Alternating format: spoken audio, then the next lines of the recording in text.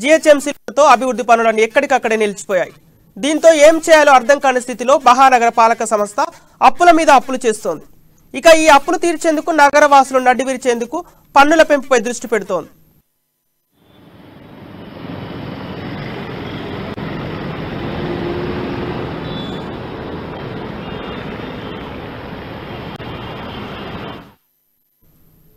నిలిచిన పన్నులను పునఃప్రారంభించేందుకు జీహెచ్ఎంసీ కొత్తగా 505 కోట్ల రూపాయలను అప్పు చేసింది. ఎస్ఆర్డీపీ కింద చేపట్టిన ఫ్లైఓవర్ల నిర్మాణానికి బ్యాంకుల నుంచి రుణాలు తీసుకొని నిధులను సమీకరించింది.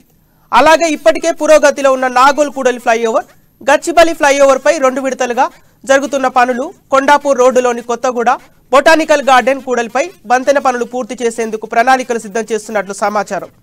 మిగిలిన బ్రిడ్జిలు సైతం పూర్తి కావాలంటే మరో 3,000 కోట్లు ఖర్చు అవుతుందని అధికారులు అంచనా వేస్తున్నారు.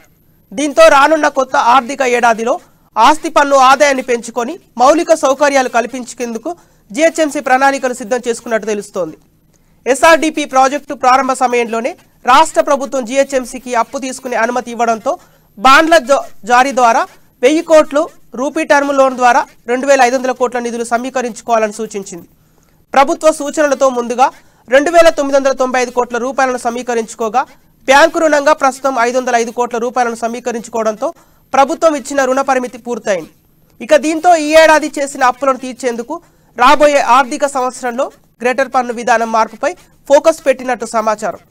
ప్రస్తుతం అద్దె ప్రాతిపదికన జీహెచ్ఎంసీలో విధిస్తున్న పన్నును కొత్త విధానంలో భూమి రిజిస్ట్రేషన్ విలువ కొలమానంగా విధించనున్నట్టు తెలుస్తోంది.